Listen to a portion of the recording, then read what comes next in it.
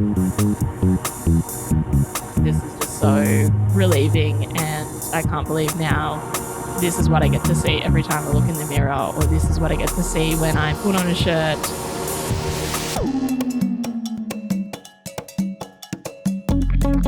The Change Podcast. Everything changes, everything stays the same.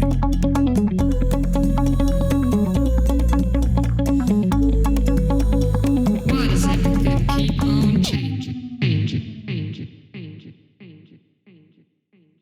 Hi, welcome back to the Change Podcast. You're here with Jemma and Steff. Hello, nice to be back. Thanks for having me on again. Lovely to have you.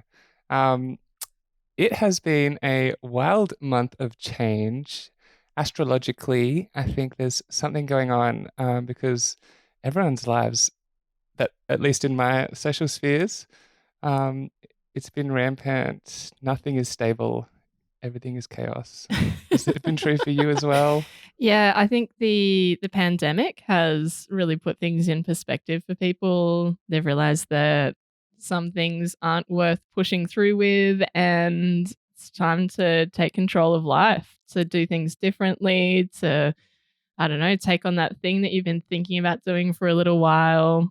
Yeah, that's what I think. A lot of people doing new things. A lot of people doing new things. And me, myself too. That's why I guess I'm here too. Yes. Yeah. Yeah. So we have gotten Steff again because they have gone through a really interesting decision process since we last spoke.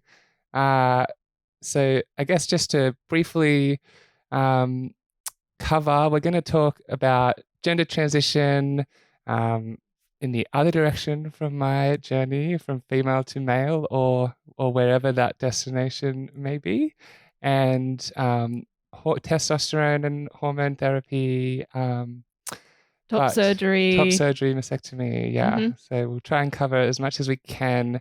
But yeah, I guess this is going to be the start of a series where we're now going to be chatting to Steff more regularly about their transition, which is really exciting. Yay. So I guess where we left off last time was that you discussed how the gender binary didn't fit you well, and that you'd been moving into the non-binary space because you kind of liked the feeling of masculine labels as well. And so how has that changed recently for you? So I think also a key thing that's happened since we last spoke is I have had top surgery. Oh, yes, we did speak about that last time, didn't we? Yeah. I think I'm 3 months post top surgery in like 11 days or something like that. Wow. Yeah. So fast. So, and 3 months is what they say is the recovery period for that surgery. And so it was wild. I went into the hospital on the morning of Friday, May 20th, 2022. My surgeon asked me what song and music do I want to put me to sleep when I get into the table, and I said, well, maybe just some Taylor Swift. So, and I can't for the life of me remember what Taylor Swift song was playing at the time, but I just remember Taylor filling the room. Because it was like quite full on, right? Like it's a 4-hour surgery that you do. Wow. You get put out for 4 hours. Before I went in, my brain just felt so full, but like I couldn't get any of it out until I'd done the surgery. It was like, this feels like a roadblock that I know I need to do this before I can process anything about who I am further, before I can start implementing any further changes in my life, or even see the future and what that looks like.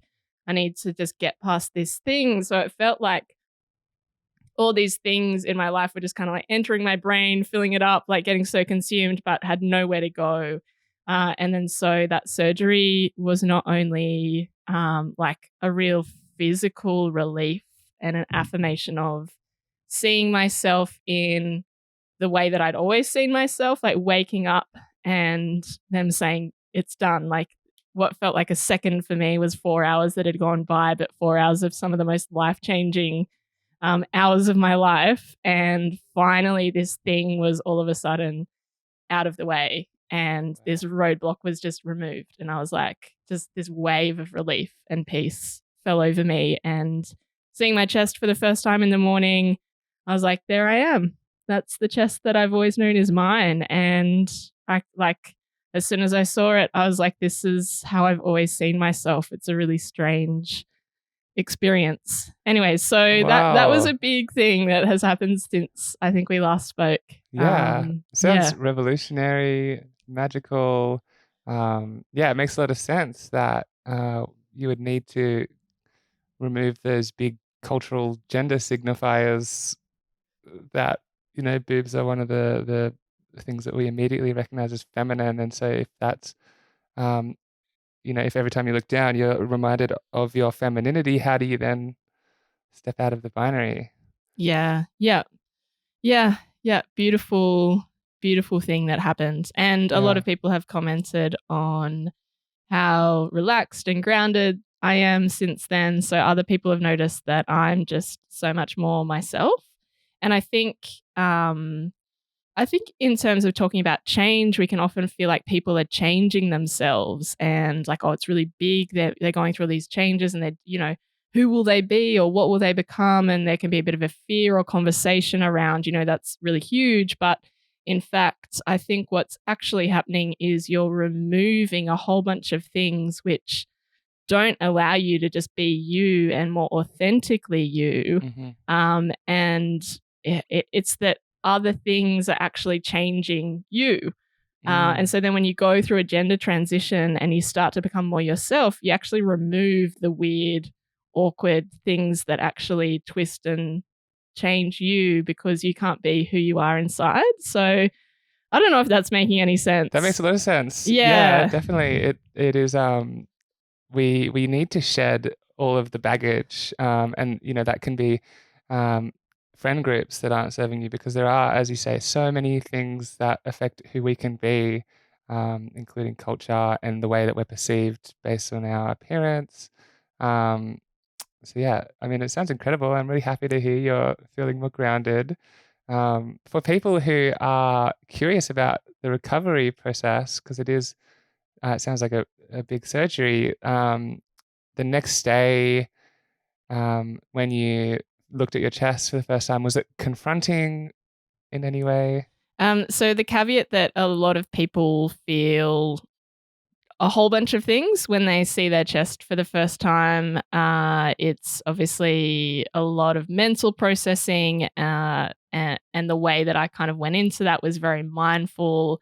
I didn't want to have too many expectations on perfection of my chest or it being exactly how I see it internally. So I really tried to be mindful of that. But so I think the caveat is that a lot of people have a range of different emotions that come up when they first see their chest or when it's first revealed or in those first few weeks. And I will say some of that did kind of come up for me, that I was like, oh, it's not as, it's not as this as I thought, or it's not exactly, but it just took a bit of time. So with that caveat behind, I took my phone up and like on selfie mode, just like looked at myself for the first time, and I was like, just cried happy tears. Wow. And I was like, this is, I can't believe, this is just so relieving. And I can't believe now this is what I get to see every time I look in the mirror, or this is what I get to see when I put on a shirt. That thing that was so consuming that I, was just kind of there, felt so uncomfortable and took up so much headspace of like seeing a chest that wasn't flat every time. I don't have to deal with that anymore. And it's replaced with just such joy.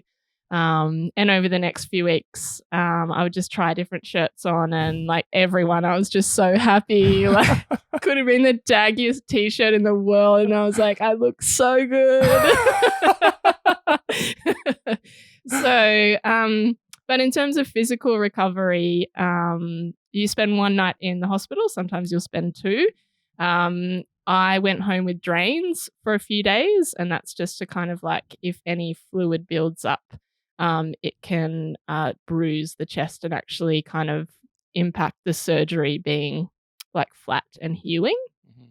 And then I had a lot of painkillers in the first 3 to 4 days, but it wasn't ever, and a lot of people report like the pain threshold from like, is it 1 to 10 you kind of score on, you say, where's your pain at? But most people only ever say around 4 or 5 is the kind of highest that they'll feel. And I would say I definitely can resonate with that. That was my experience. It never got really bad. Wow. And then by about day 5, I was only using Panadol. Yeah.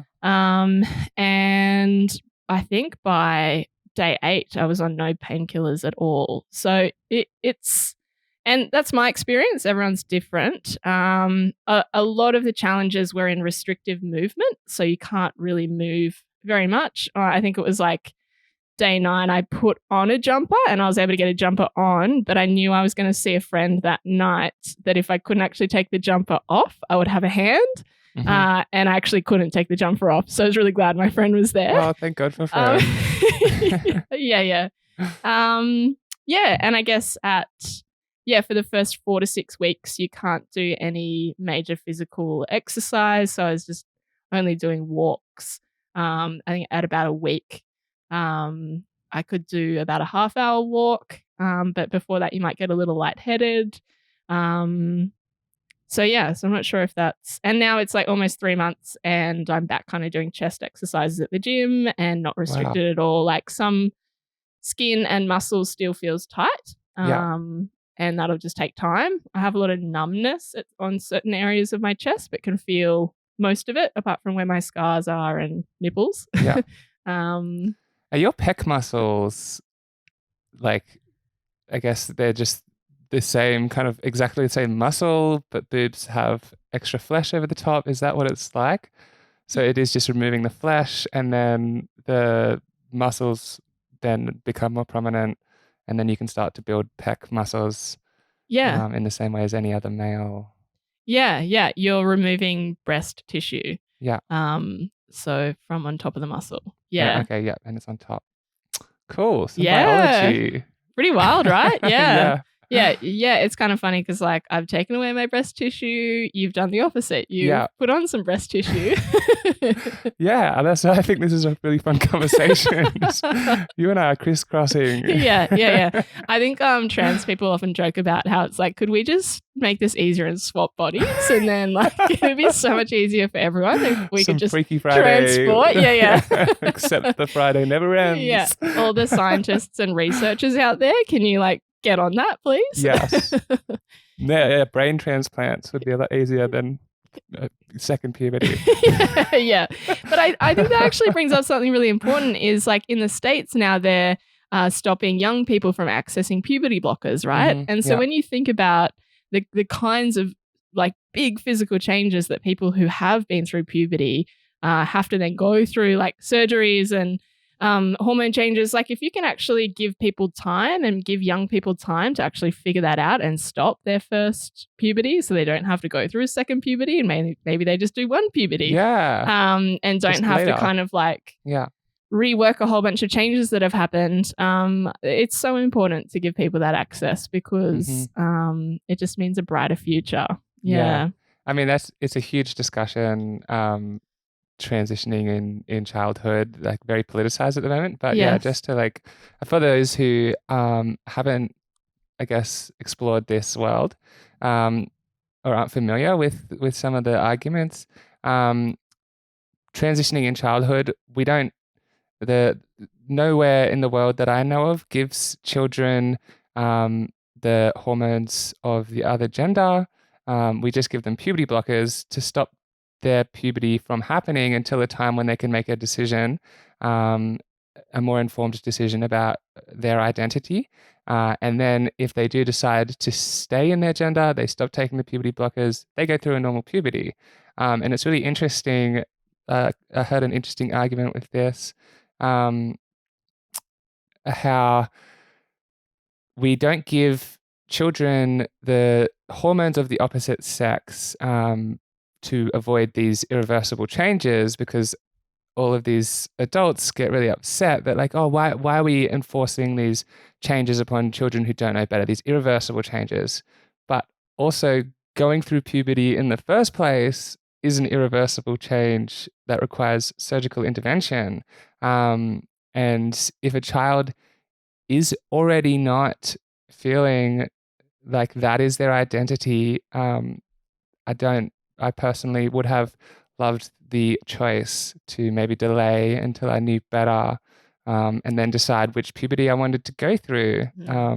And yeah, I mean, what an amazing world we live in where that is an option for people. Yeah. Yeah. Yeah. And I think a lot of people say that, it's, and it might be confronting for people to really get their head around this, is that children generally at like 5 or 6 do have a strong sense of what their gender identity is. And for me, I can definitely relate to that. One of my first memories is, hey, Dad, can I be a boy when I go to heaven? Is that possible? And I would have been in kindergarten or year 1 when that happened. And then, I wasn't aware of gender identity or being trans or anything like that throughout my life. If I was aware of that, maybe I would have made sense of it earlier. But yeah, can you also... you also resonate with that too? Yeah, it's been the most curious part of this journey is my cognitive mind is always trying to understand the why, like who am I, or asking so many questions, the curiosity, and just trying to like explain it and understand it. But the reality is that I've always had a prevailing sense of being a woman internally, like from the youngest age. And now that I'm going through this transition and feeling all of my euphoria, I'm looking back and it's all so blatantly obvious. And I feel really sad for my younger self who thought that this was an impossibility. And yeah, I mean, I shared in one of the earlier podcasts that I was praying to God. I have so many vivid memories of laying in bed and praying throughout my teenage years that God would just make me a girl, that I'd just wake up a girl. And funnily enough, last night I was lying in bed and I was experiencing a lot of gender euphoria, and I had this really spiritual gratitude come over me. And it was like, I just remembered all of those moments and I was like, oh my God, my prayer came true. Wow. And it was just, obviously these things can't happen overnight. The realistic nature of that prayer being granted was with time. But yeah, like the idea that people in future generations may not have to go through 26 years of traumatizing themselves and then having to go through not only surgical intervention, but a lot of psychological work, unlearning traumas and deep, internalized phobias given to us by a culture that is sick. Yeah, it really warms my heart to think that we're moving in the right direction. Yeah. So yeah. Mine too. Yeah. Yeah. Just a little a side note on letting people be who they are from whatever the age they're at. Because yeah, humans are innately wise about their own identities in most cases. But yeah, I guess given that we have gone through a first puberty, also an amazing benefit of modern society is that we can surgically intervene and make changes later in life. We're always malleable and fluid. And yeah, I guess there is also an assumption or a view of surgery in our modern world as being unnatural or super invasive or in some way like only cosmetic, or that whole the beauty world of lip fillers and cosmetic surgeries maybe paints surgery as something that is I'm lacking a word. Can you help me? Like artificial? Artificial, yeah. But also like, yeah, it's essentially it's stigmatized. Yeah. I think in our culture, and this is a beautiful example of surgery removing baggage to let true authenticity shine through.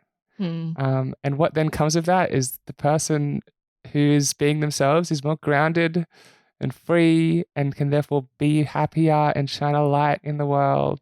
And why is that ever a problem? Yeah. Yeah. The world needs more joy and authenticity, definitely. Yeah. And surgery is part of the human narrative, and humans are part of nature. And so, like, where are these arbitrary lines drawn of surgery is too invasive, it's too artificial, when it is just part of the story. We have evolved brains that use tools, and those tools can be used to manipulate everything. Yeah. I preached a sermon just before I went in for surgery. It was my last Sunday at church. And I preached on the passage of Jesus' resurrection and revealing himself to Thomas, who actually asks he doubting Thomas is the name given to Thomas at this point, because he asks to see Jesus' scars on his body in order to believe that it's really him.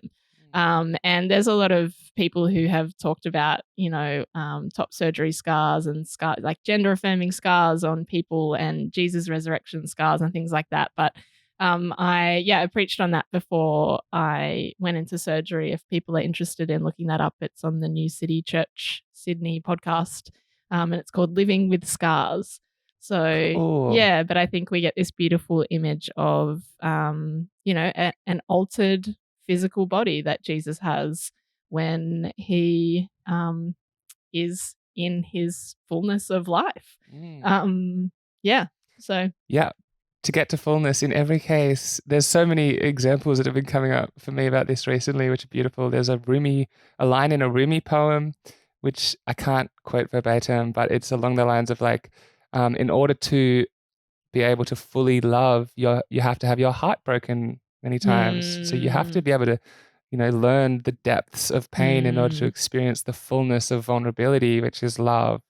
And similarly, I mean, yesterday I was, just having my own little shower thoughts, and I was, I guess, dealing with my insecurities with being trans, and if I'm entering the dating scene in the future, that fear of someone going, oh, well, you used to be a man, therefore I don't want to be with you as a woman. And just my own inner strength shining through saying, well, yeah, I used to be a man. So what? You used to be a boy, a child, a delinquent, maybe an addict, a learner. You probably still are a learner, but there's so many past forms that we all go through to get to our fullness, and that fullness will contain, like, it will be deep because of those layers and those scars and the lessons learnt from trauma.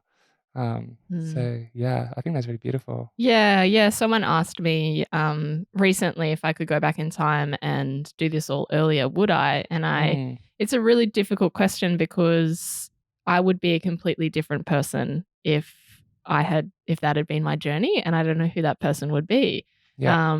Because all these things really form us and make us who we are, the unique, beautiful human that is in front of us, So yeah.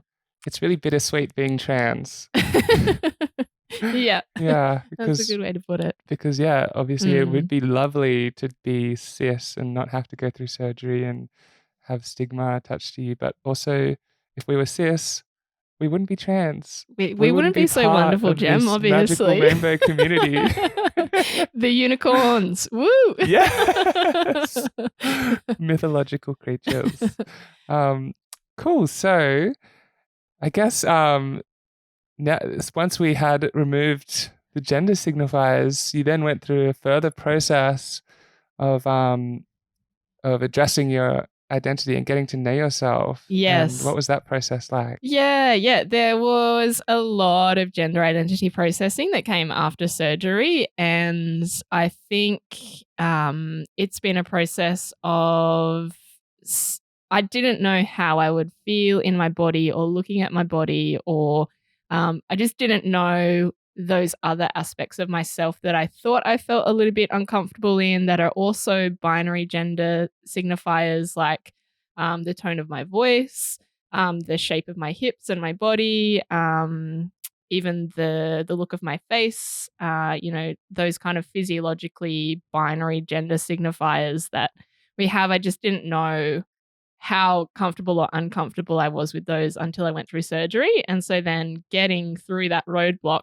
I was finally able to have a lot of peace and comfort in one part of my body, but then actually realize that, yes, those other things do make me feel uncomfortable. And confront the next step.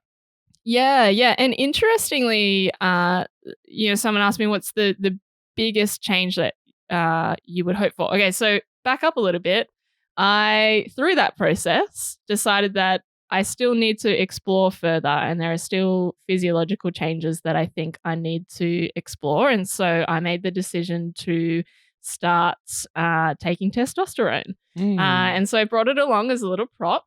It comes in a lot of people would say bottle. It's in a bottle. Testosterone in a bottle. Who would have thought? Yep. So a lot of people would take it in a needle. A lot of people also choose to take it in a daily gel that you put on. And so that's what I've got, a little pump bottle here. And one pump is the lowest dose. 4 pumps is the highest dose that you can take daily. And is that just with this product, or is that the highest dose that they would recommend for a transmasculine person to take of testosterone generally? So I think it shifts and changes actually, but my understanding is 50 milligrams a day, or the equivalent of that over how many weeks, which I'm trying to do maths in my head right now of milliliters to milligrams, but the equivalent of that. That's a complicated topic, isn't it? Related to density of the fluid. Oh my goodness, yeah. But I think the short of that is that it's different for everyone, and it depends on how your body responds, which is probably what a lot of what you've been talking about as well, is like your body would respond differently to estrogen and other hormones. So getting your level right for you, it's a painstaking process. Oh my goodness. Yeah. And for some people it's so easy. For some people it's so complicated. Yeah. So interesting. So it's a gel and you just put it on the skin anywhere. Yeah, you can put it on anywhere. Use it as a face moisturizer. Grow a beard. Yeah, that's it. Yeah. So did I mention I'm taking 2 pumps a day? 2 pumps a day, yeah. 2 out of 4 being the biggest one. So 25 milligrams a day. Yeah. But you didn't start off with 2 though, did you? No, I started off with 1 for 2 days and then I went up to 2. And people will often report that, you start taking hormone replacement therapy, or you start taking hormones and you have all this build up because you're like, oh my goodness, all the changes that are going to happen. Then you have this thing happen to you and nothing happens. You're sitting on the couch, you're tapping your feet. Time is just moving on. You're like, okay. And I'm the same person. When are the goblins going to run into my house and give me a beard? A beard or boobs, whichever one you're after. Anyways, so anticlimactic. No real changes to report so far. But I think the only thing that I have noticed is maybe I have a bigger appetite, which is common. But the full spectrum of what happens to your body when you take testosterone is you get hair growth all over your body, generally depending on your genetics, and maybe looking at your dad and how much hair he has will indicate how much hair growth you'll have and how hairy you'll become. Yeah. And what parts of your body that will grow on. Yeah. So it's hair growth all over your body, but what about on your head? Is that a risk of less hair growth? Yeah. So your hair can get curlier. Your hair, if you look at hairlines go differently between the genders, or depending on people's hormones, but you actually lose some hair around your temples. Yeah. It becomes a more square shape of hair, and you can actually get hair loss. So baldness too. I have a lot of hair, so that's not something that I'm too worried about. But yeah, the hairline. What about the men in your family? No, still fine. Yeah, Yeah, good. yeah, not worried about Not a that. risk. Yeah. Better I mean, who knows? You never know. yeah. These are kind of the risks, I guess, that, you figure out, well, there's some cons to taking hormones, but the pros outweigh the cons. And I think that's Yeah. the decision making that a lot of trans people do. And it was definitely for me. I was like, there's big changes, but I'll always feel like I've been held back unless I explore this. Yeah. Yeah. And I think as accessing testosterone became more and more of a reality, I talked to my GP, I got referred to an endocrinologist, I got the prescription, I filled the prescription. As each of those steps went on, and then I actually started using the prescription, as each of those steps went on, I was able to process more and more like, oh yeah, I am okay with those changes. Actually, I think now I want those changes and I'm desiring those changes. Like never had I ever been like, oh, maybe I want some facial hair. And now I'm like, actually, I think I'd love having facial hair. Yeah. So Cool. that's like interesting Yeah. as it becomes more of a reality, or you see others or something like that. I think that's why visibility and access is so important, is it because it invites you to see yourself in a way that maybe you haven't let yourself before. Yeah. Yeah. It's really hard to imagine something that you haven't experienced. Yeah. So yeah, access is very important. It's really interesting that because I experienced a similar thing as the progress became more real towards starting, and then even throughout having taken hormones, there's just certain like an inner feeling you get of like, this feels right. This feels right. This feels right. This is the right direction. Like kind of like your inner compass or your intuition, I guess. And it helps you make decisions. And it's so surprising how much that inner compass, like as I've been tracking my hormonal journey, and there are times when I'm weeks away from a test, blood test, and I just have this feeling that my hormones are low or inadequate or incorrect, and I just change them, and I then do a test, and it's exactly what I needed to have done.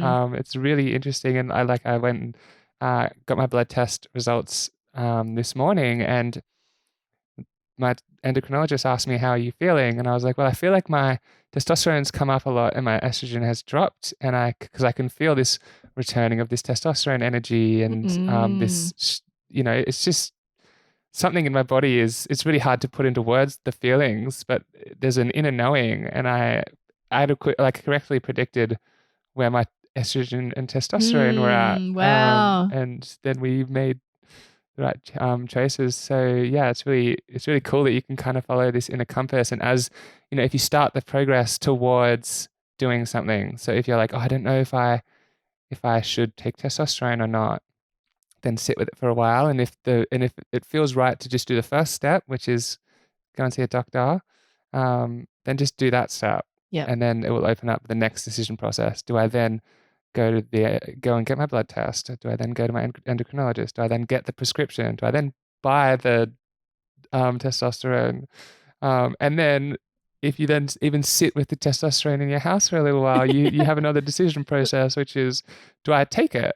And so these things aren't as like massive and scary as they maybe sound from an external point of view, where it's like, oh, I just decided to start taking hormones. Like, yes. Yeah. It's not something that happens overnight. And I've been really grateful. Like, I think you maybe resonate with this as well for Reddit forums and for Instagram. I have a large community of people who are trans and gender diverse around me, who I've been able to talk with and just hear from and hear some of their experiences of it. In terms of other changes that can happen when you're on testosterone, just to quickly kind of run through that for anyone who doesn't really know, but there is I think a lot of people do report having like more energy, which is interesting.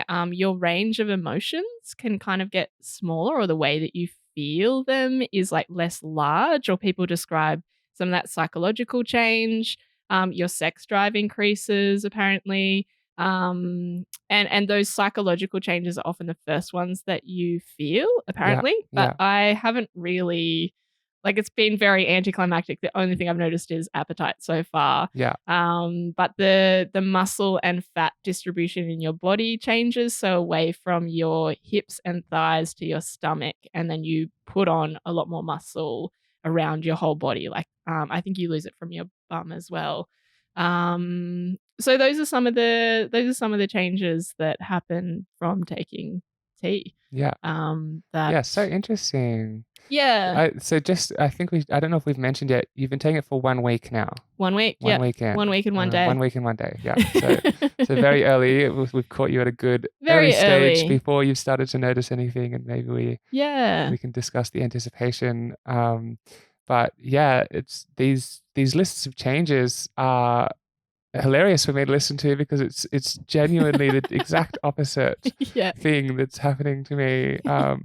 I mean, the only thing you didn't mention is skin. Oh yes, yeah. Will the skin harden? Yes. I guess. Yeah. Your skin becomes harder. Yeah. Yeah. And that will often lead to, look out, second puberty, to acne as well. As your skin changes. Yeah. Or also the fat in your face, I think. Yeah. You lose that, so that's why you'll often like become less round or like More chiseled jawline. More chiseled jawline. Yeah, the for sure. masculine jaw. Yeah. Yeah.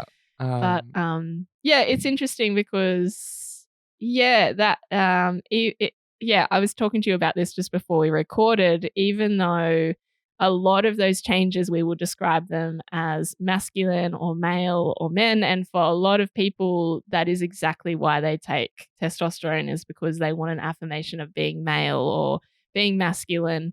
For me, it's weird because I still don't feel a strong sense of binary gender, even though physiologically I don't know where I'm going to end up, or I don't know. You can stop at any time, and a lot of people will just they call it microdosing or low dose testosterone, which is what I'm currently doing. It's lower or microdosing, rather than taking a full dose of testosterone that a cis man would have.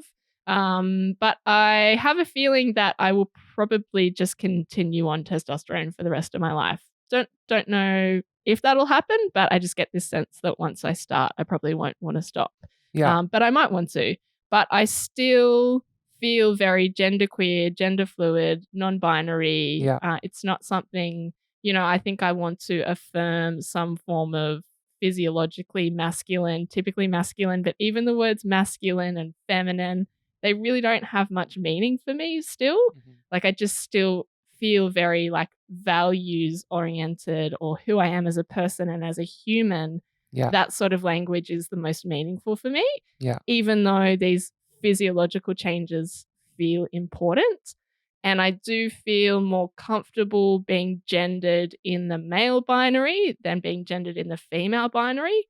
But I don't know if that's just because at this stage of my life, I'm really trying to get away from being boxed in to that female category. I'm not sure if there'll come a time when, you can call me she, her, and it'll be fine, or I don't. Yeah, still an exploration. Yeah. There's a lot that you don't know until you take the journey, until you embrace the change and see how you feel at that point. Yeah. So would it be right to say that what's motivating you at the moment to take testosterone is a desire to maybe change some of the characteristics that make people box you into femininity so that you can be a bit freer? Yeah, definitely. Yep, that's it. I ever since having this really affirming thing happen for me, and having a lot of my social world will use they them pronouns, will understand my gender as being fluid, but then a lot of the outside world, at first they might, like when I'm wearing a mask or in a store, they'll probably gender me male, and that feels good at this stage because it's like you're not gendering me female, which feels good, even though my preference is to be gendered non-binary. But then as soon as they hear me speak, they'll be like, oh, I'm so sorry. And I'm like, please don't say sorry. Like that was actually really affirming. And now, So I think there's a discomfort with, being put back in that female category that I'm really just like, I don't want that anymore. Yeah. But it'll be different for different people. I really want to do physiological changes in order to affirm that. For other people, they will just want people to get better at not misgendering them. Yeah. And they won't want to do any physical changes or physiological changes. Yeah. So, gosh, yeah. It is a wild Yeah. world of diversity. Yeah. Yeah. Yeah. But yeah, I mean, you and I have spoken about this before, this people initially gendering us in the right way, and then we start to speak and the voice gives us away in quotation marks. And then they'll, change their change the pronouns that they're using and their gendering of us. And that's really disheartening. And I mean, for me, it makes me feel a bit upset with my voice because it is that undermining force of being perceived in the way that I feel. But yeah, also there's an interesting tension there between I am doing things to change my voice, and it's slowly happening, but there's also only a degree of change that I can expect, and frankly, it's exhausting. Always changing so many aspects of yourself, and so part of the journey is also in acceptance of being an interesting blend. Yeah.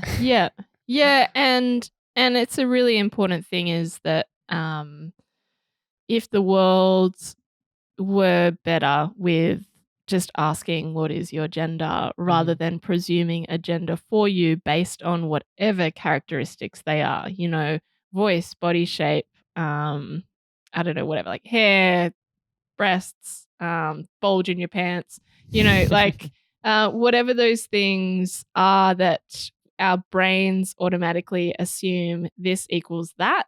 Once the world gets better at getting rid of those assumptions, I wonder how much of myself I would feel like I need to change. Yeah. I wonder how much more comfortable I would feel just to be me because the world is better. Yeah.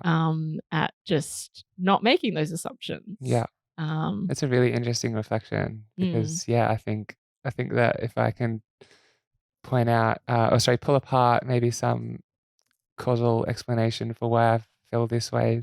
Maybe as a child I did have a certain personality, but I was allotted an identity based on my gender, and I saw the other people who could freely be how I wanted to be, people that I resonated with, and all of them were women. And so maybe I built that association in my head. I need to be a woman in order to be me. Yes. But again, only speculation. I don't want to invalidate any trans people by saying that. This is just a reflection for myself.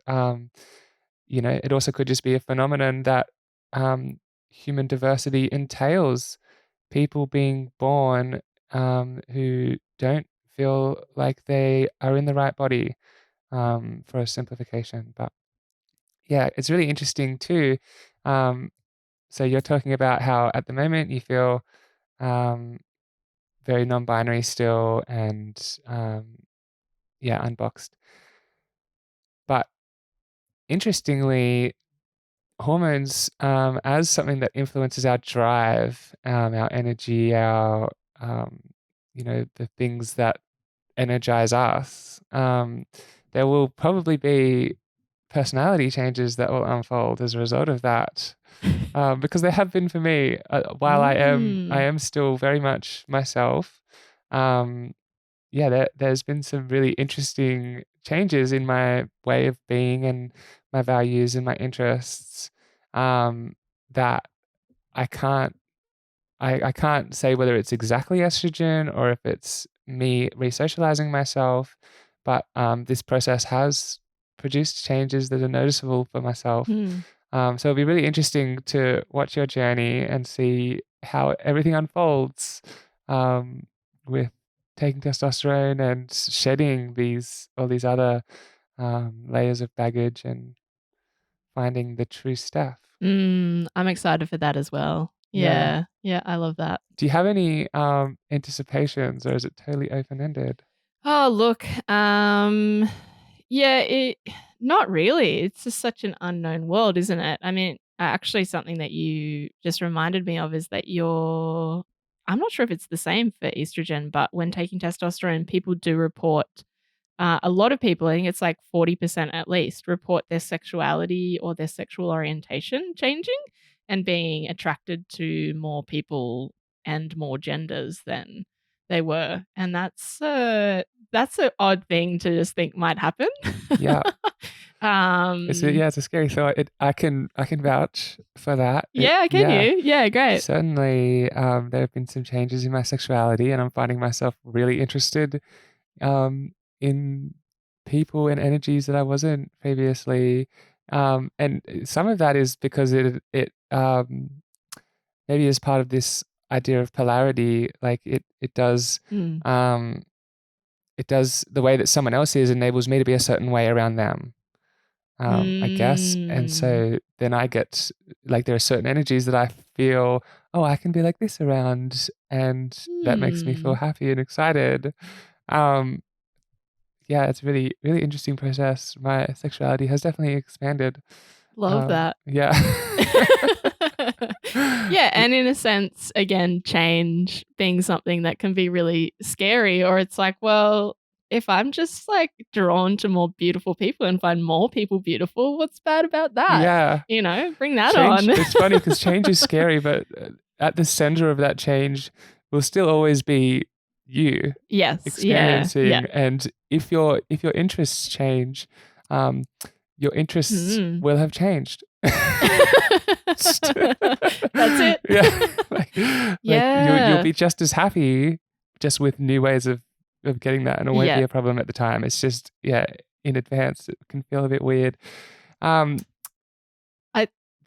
think one thing I wanted to say there is, though, it never removes who you've been or your life experiences and like all that has formed you into being who you are, even though new things might change you. I think something that it was really helpful for me to understand in terms of thinking about maybe not having as many a range of emotional expression anymore, and that being something that I feel is a real strength for me, and having this depth of emotional engagement and feeling and vulnerability. You know, they were like, but Steff, you'll always know what it feels like to experience those things. You'll always be able to be empathetic towards feeling like that because you have felt that before. Or like you have experienced what it is to be a socialized female in the world. And so even if maybe you are socialized as a male or perceived as a male, it doesn't erase the fact that you've had all of those experiences of your life so far. So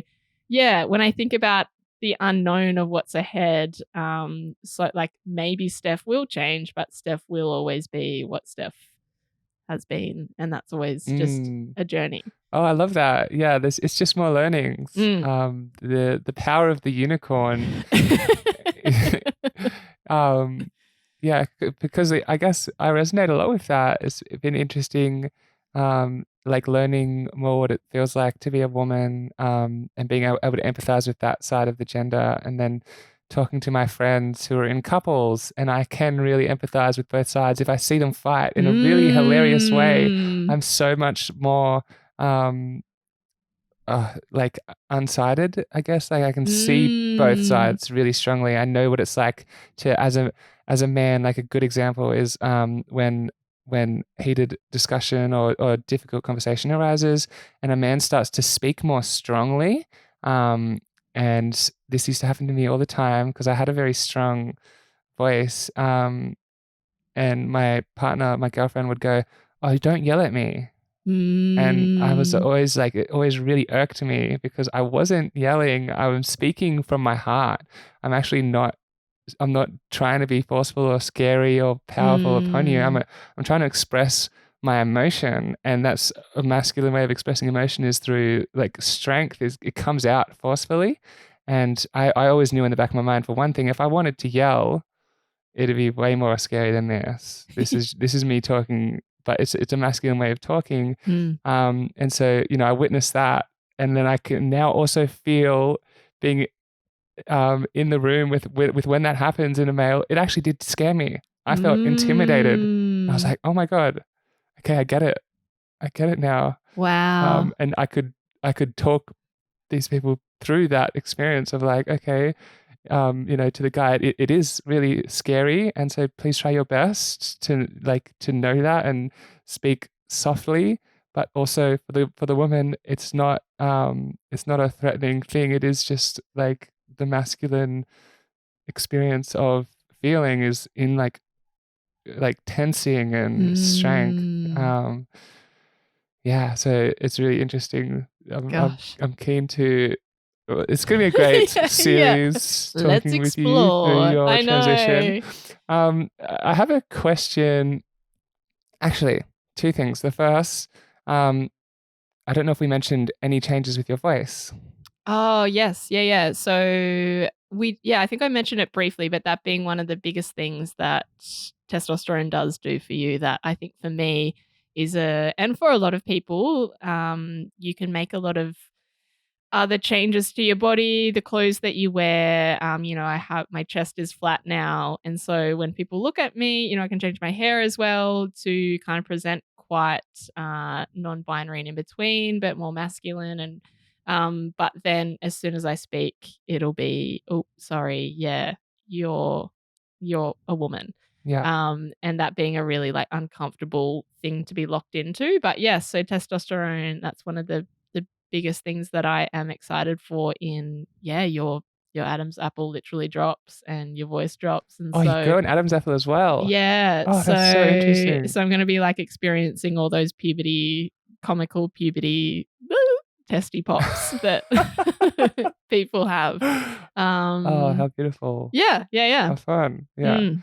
So your voice will deepen. Yes. This is one of the things I'm jealous about, this natural change in voice. Yeah. From the female to male or female to non-binary gender transition is a bit easier in the voice changes than it is for male to female. Yeah. Yeah. And so will you change your pronouns? Are you going to retain they, them?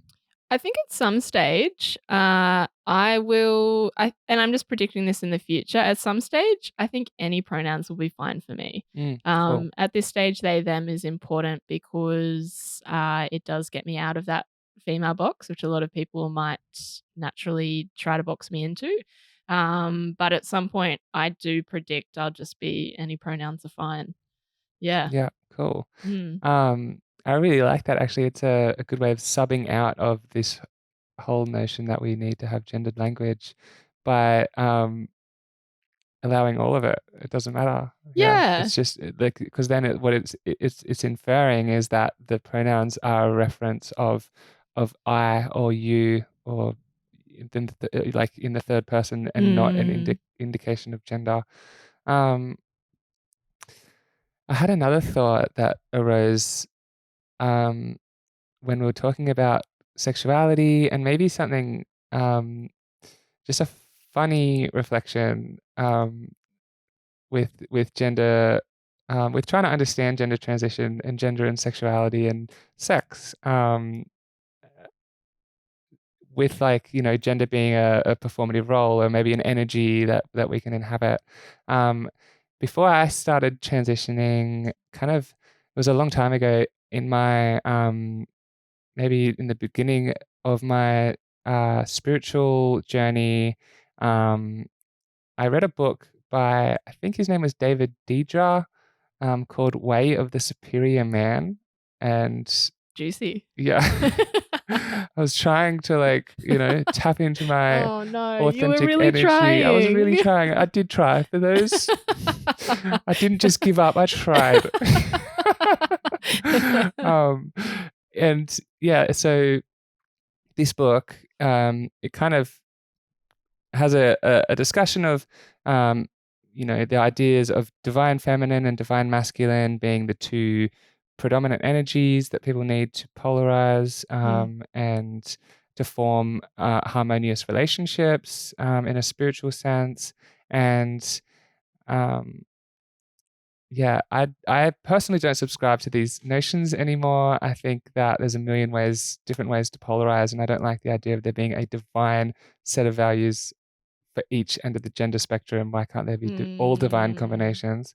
But he asked a really funny question in the first chapter as a way of saying, because he was, credit to him, he was very open-minded. He wasn't saying that males have to be the divine masculine. He was saying anyone of a masculine energy should try and follow this guide to being the divine masculine. So that can be women who have a more masculine energy. And his litmus test for what energy you had was, in sex, do you prefer more regularly to have someone surrender to your power or to surrender to someone else's power? And the key, I guess, qualifier in that being most regularly. Sure. And so when I had first came across this question, it was a big reflection for myself, and I was like, oh, I don't know. I knew deep down what I wanted to say, but I kind of leant towards the option of avoidance, divine masculine. And I think the reality for me is that I do, like, part of what's motivating my transition is that I do, my energy, I prefer to surrender to not necessarily a person. I just prefer to surrender, to allow to the universe generally more regularly than I prefer to control and have things submit to my power. So it's that kind of dominance or surrender question, submission. Sorry, dominance or submission. So yeah, as a fun game, how do you feel about that question? I mean, it just reminds me so much of like patriarchal gender ideology, which is about, you know, men penetrate and control and dominate and are aggressive, and women are penetrated and submit. Submissive, yeah. So it's very hard for me to enter that without being like, I don't like it, I want to break it apart. It's not, you know, I think it's too much of a construct that I'm like, I don't think it's indicative. And again, that's just my own experience of actually being like, is femininity or masculinity, like if you follow that to the end of its road of like, what is feminine and what is masculine, do you end up anywhere? Like, are they different camps? Are they? Yeah. Yeah. Do they naturally exist outside of social constructions? And I think that's the place that I am more ready to go to say actually they actually mean nothing to me at all. And surrender or not surrendering just isn't gendered for me. Yeah. It's like, what's your personality type? Like, who are you? What are you? But also, how has your social experience informed that for you? And I don't know. Anyways, there's like a whole kettle of fish that gets exploded in my mind when you ask me that question. Yeah, cool. But that's good, because these are the conversations. Like, this is, we're talking about culturally very like instilled ideas of gender and you know, this idea that there needs to be these two polarities when it could just be a whole circle or a pool, like you say. I mean, I'm even just trying to actually answer the question, and for me, it's confusing. Yeah. Like, I'm like, I don't know. Yeah. Yeah. I think for me, it maybe it answers more a question of how I want to have sex than how I want to be. It's a very literal question for me, and I think it's been coming up more in my own questions of sexual reassignment surgery, something that I have been considering. Yes, yeah. And that's where it is a very literal role that you play in sex. Yeah, and often what they say is what you like sexually is different to what you like in the rest of your life. Like if you, for instance, if you're a CEO and like you have to make decisions all the time and you're in charge of people in your work, and like that's obviously your strength, right? And what you do well, and you're good at that. And so you do that. So that's who you are. But then in sex, you'll want to actually be the like submissive person and to be, for someone else to take control. Yeah. Because, you know, so I'm like, is it even reflective of a natural energy that I don't know. Yeah. Yeah. Oh, it's just Love so these funny. chats with you, Jem. Thanks. Yeah, I love them too. It's yeah, it was so funny. I read that whole book and I was trying so hard to just like take it on and absorb the spiritual wisdom of being a man. And when I started transitioning, I really reflected on it. I wrote a whole little journal entry on how sexist it implicitly is. Yes. Yeah, but it's a funny question. Yeah. It still pops into my mind. That's the litmus test for your spirituality. These are the values you need to choose. Anyway, Have fun with that, listeners. yes, pull us apart online. Cool. Thanks for chatting to me. Thanks for being vulnerable and open about your journey on this podcast. And I'm really excited to follow along. Yeah, thank you for also leading with vulnerability, Jem, and sharing your story and inviting me into that. And as I said, I love conversations with you and I look forward to more of them. Yay! Yay! Yes. So we will have Steff on many more times. Thanks everyone for listening. Bye now. Bye.